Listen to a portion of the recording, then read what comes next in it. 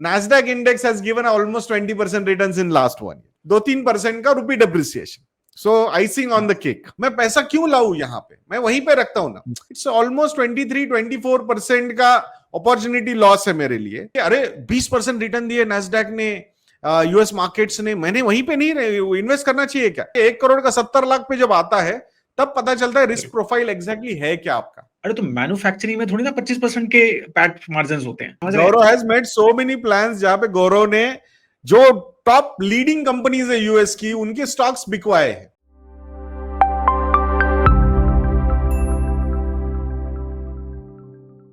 Hello friends, welcome to investment academy. Very important question जो बहुत ज्यादा पूछा जाता है. आई थिंक सत्संग में भी एक काफी कॉमनली आस्क्ड क्वेश्चन है, राइट? स्पेशली अगर हम एनआरआईज की बात करें तो यूएस एनआरआईज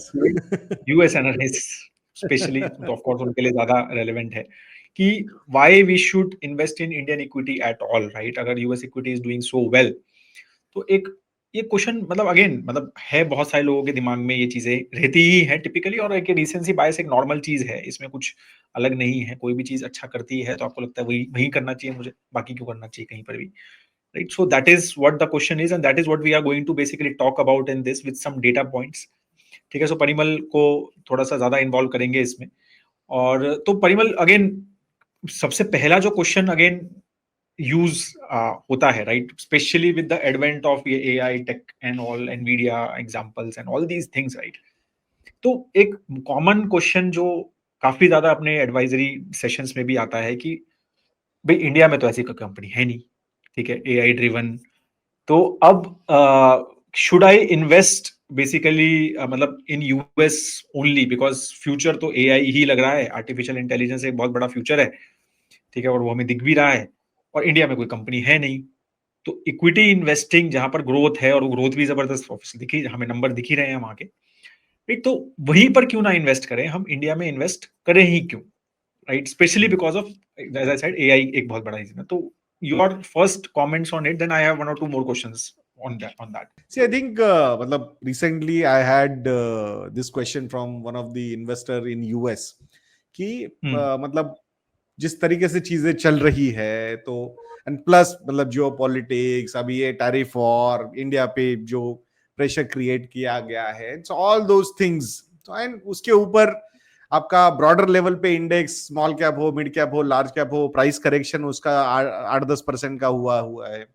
देन अगर आप टाइम करेक्शन की बात करते हो तो वो 10-12-15% आप वो और ऐड कर लो. तो मतलब ओवरऑल अगर करेक्शन की हम बात करते हैं तो between 10-20% of price plus time correction हम already we are facing into, and that's when Nasdaq index has given almost 20% returns in last 1 year.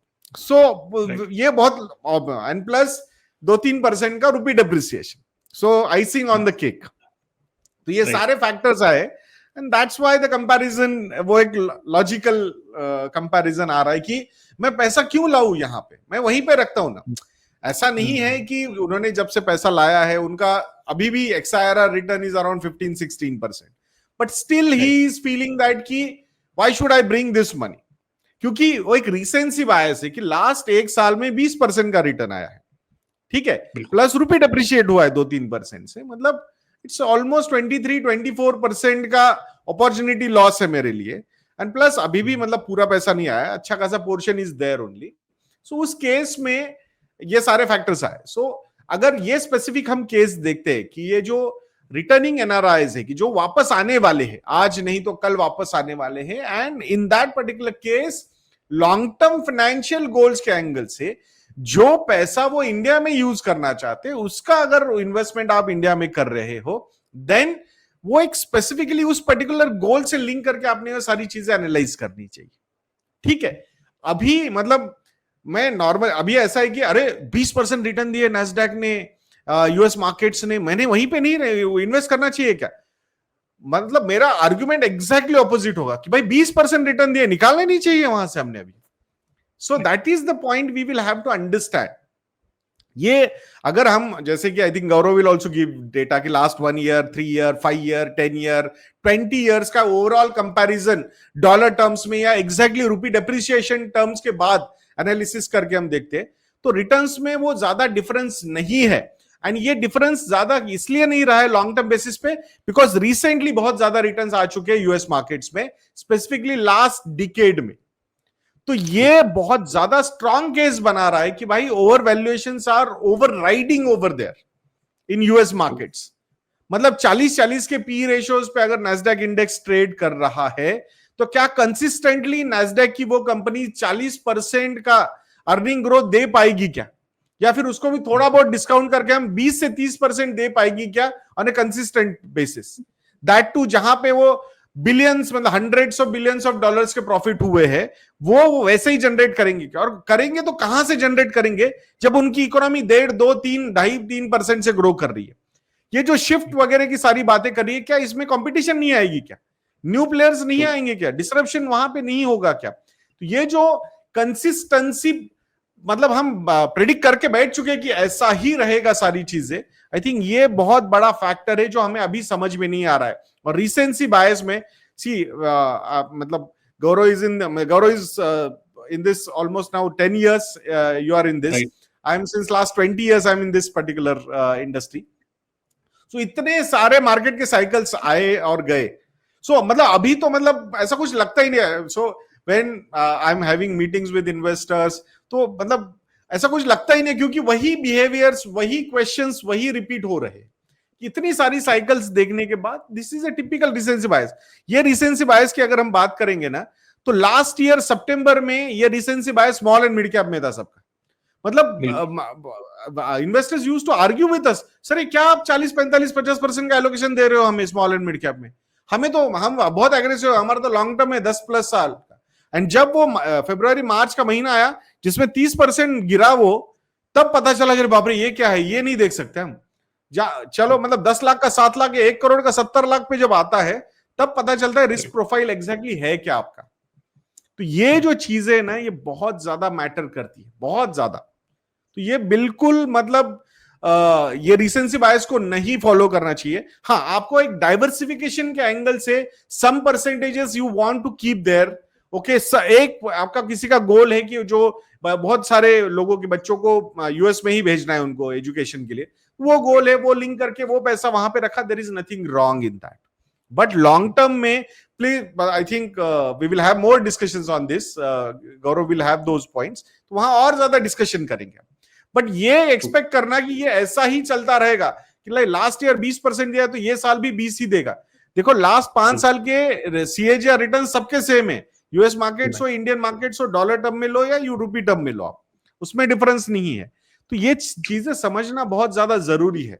So having some percentage allocation और some specific goal allocation, there is no problem, but thinking that कि यही करूंगा और यही सही होगा, तो I think then तो मतलब मेरा रिएक्शन भी वही था कि I will not argue too much, but I will not be surprised कि after 5 years you will say कि यार मतलब ऐसा कुछ डिफरेंस हुआ नहीं है कि ऐसा करके कुछ मतलब नहीं है। And specifically when the markets, US markets are trading at almost 220% market cap to GDP ratio, so ये समझना बहुत जरूरी है।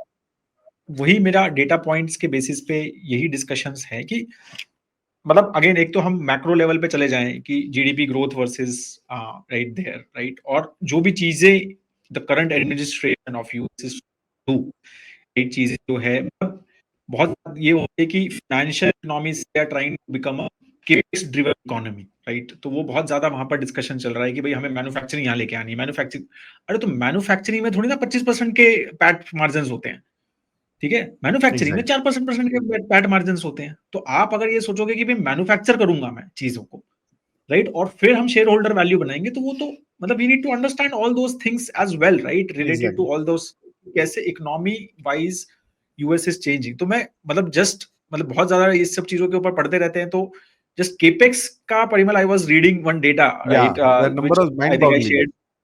हाँ, तो मतलब कि जो सिर्फ 4 कंपनीज हैं, मतलब जो टेक कंपनीज हैं कहने को, राइट, जिसकी बात कर रहे हैं कि अमेजॉन, मेटा, गूगल और माइक्रोसॉफ्ट, तो 2000 से 2022 मतलब 22 साल में, अगेन शुरू में छोटा है चलो, 22 साल में उन्होंने ऑलमोस्ट $800 बिलियन का केपेक्स किया है। और वो लास्ट 3 साल में 23, 24 और 25 जो एक्सपेक्टेड है, वो $800 बिलियन का केपेक्स हो गया है ऑलरेडी। और हाँ, तो मतलब जो उन्होंने लास्ट 20 क्लूलेस कि एग्जैक्टली क्या निकलेगा इसमें से। तो एआई ड्रिवन तो मतलब पॉइंट क्या है कि एक companies because of their higher margins, because कि दे वर टेक कंपनीज, भाई आपका typically EBITDA and all these margins are very high tech company, क्योंकि कैपेक्स क्या करना होता है उनको ज्यादा, उनको तो ऑफिस खरीदने हैं, सॉफ्टवेयर खरीदने हैं, लैपटॉप्स खरीदने हैं, राइट, मतलब थोड़ा बहुत ठीक है। बट अब आप जिस तरह के डेटा सेंटर्स और आप चीजें खरीद रहे हो, राइट, तो we need to understand all those factors कि ये 4 कंपनीज के बारे में अगर हम बात करते हैं तो इस तरह का केपेक्स वहां पर हो रहा है, तो ये बिकमिंग केपेक्स ड्रिवन कंपनीज। तो अभी केपेक्स उस तरह के रिटर्न आरओसी आने वाले हैं या नहीं आने वाले, that is a big question mark which is there, right, which is going to be Right. a complicated, like Parimal other number which he said is 215-17% का market cap to GDP जो US का चल रहा है, right, which is again It's a crazy number. हाँ हाँ, तो it is a very crazy number, right. So ये सारी चीजें भी basically we need to understand those numbers as well. And Parimal but other was की पी, राइट, तो around Nasdaq 100 is at 40 का price to earning, and it's a developed economy, like largest economy in the world. S&P 500 is also almost at 30 का P, right, and they are much lesser। अगर हम median पे जाएंगे तो they are much lesser। S&P 500 का last 10 years around 23-24 का P, तो अगर वो भी हायर लगता है 60% का प्रीमियम पे चल रहा है, वो है 60% के 50 to 60% प्रीमियम पे they are trading at premium currently, right.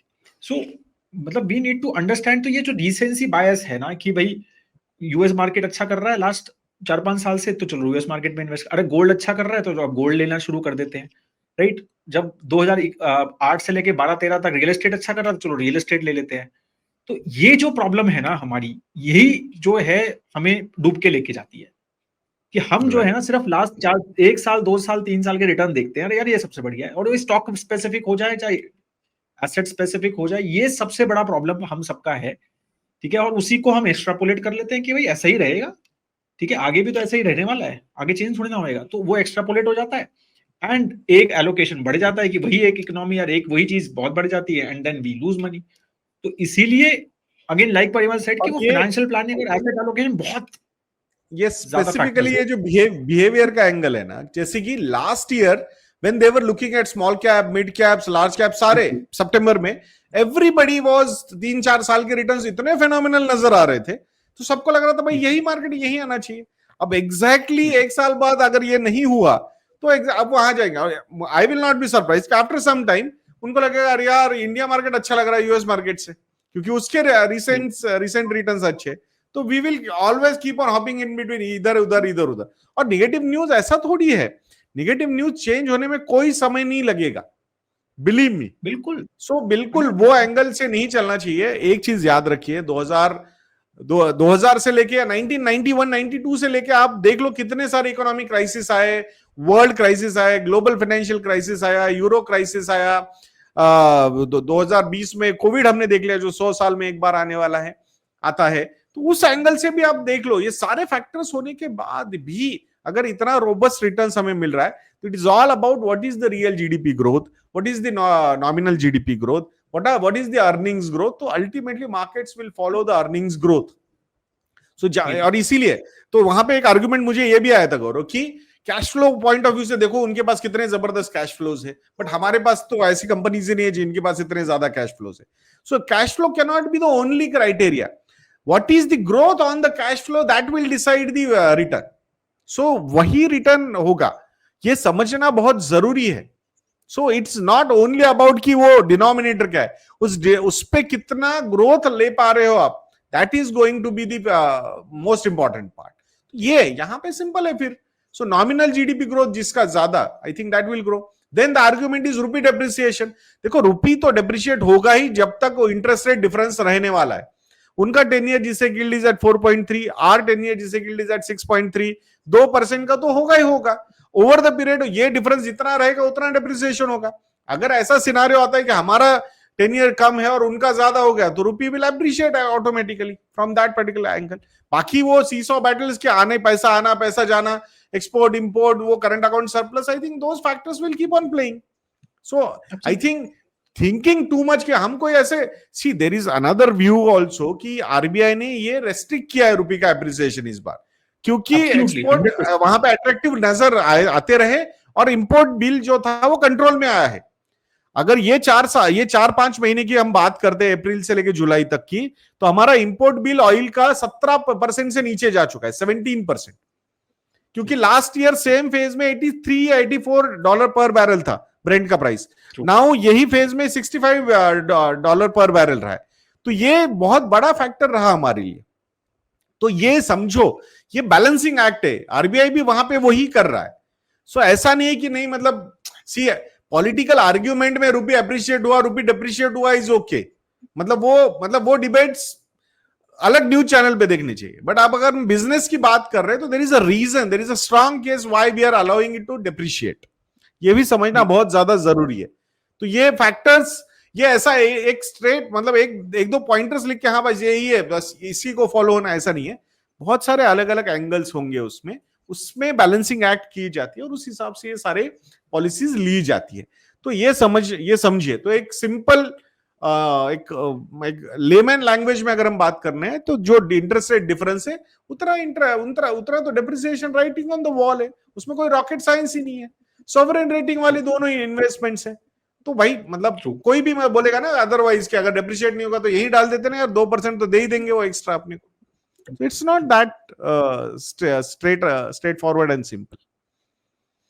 तो वही चीजें हमें मतलब समझनी जरूरी है। अगेन मतलब इसमें इस डिस्कशन का पॉइंट ये नहीं है कि वी आर सेइंग कि भैया कि बाकी कोई भी इकोनॉमी या कोई भी मार्केट अच्छा नहीं करेगा। अवर पॉइंट जो है वो यही है कि आप रीसेंसी बायस के बेसिस पे अपने डिस्कशंस अपने डिसीजंस मत लीजिए। वही इसका सारांश। आप ये मत बोलना कि अरे नहीं इसका मतलब ये बोल रहे हैं कि वो सब बेच दो, यूएस इक्विटी बेच दो और ये खरीद लो या ब्राजील खरीद लो या चाइना खरीद लो। मतलब पॉइंट आप समझ रहे हैं। Gaurav has made so many plans जहां पे गौरव ने जो टॉप लीडिंग कंपनीज है यूएस की उनके स्टॉक्स बिकवाए हैं, बट बहुत रैशनल थॉट प्रोसेस के साथ कि भाई ये फाइनेंशियल गोल्स है आपके, तो वो गोल्स के लिए you need to do that.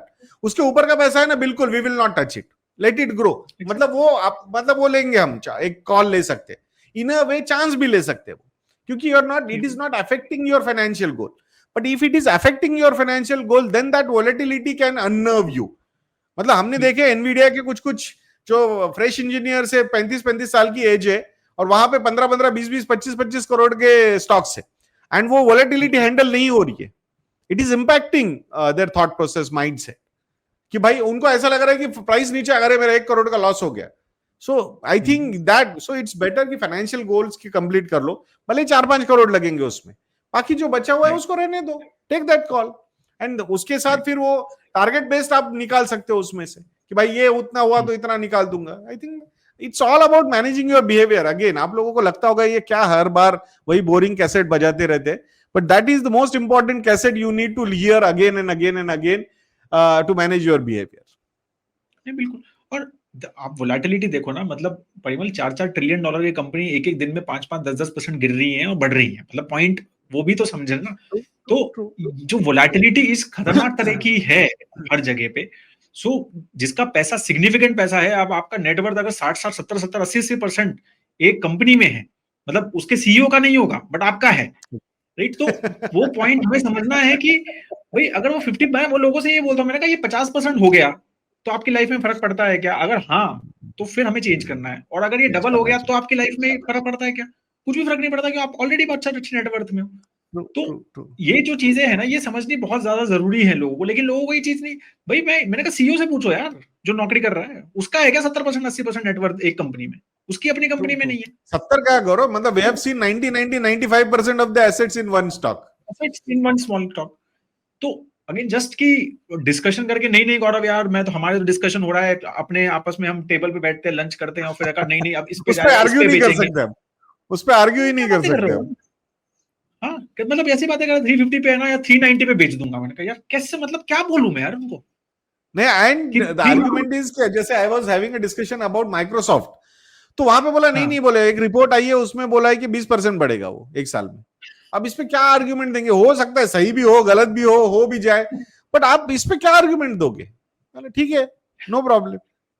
मतलब वही अब क्या हम क्या है ना, एनालिस्ट रिपोर्ट से घिरे रहते हैं। मतलब डेली शायद मेरे ख्याल से मैं खुद 5-7 एनालिस्ट रिपोर्ट पढ़ता हूँ। मेरे बच्चे जो सब हैं तो वो एटलीस्ट हम 40-50 एनुअल रिपोर्ट डेली पढ़ लेते होंगे।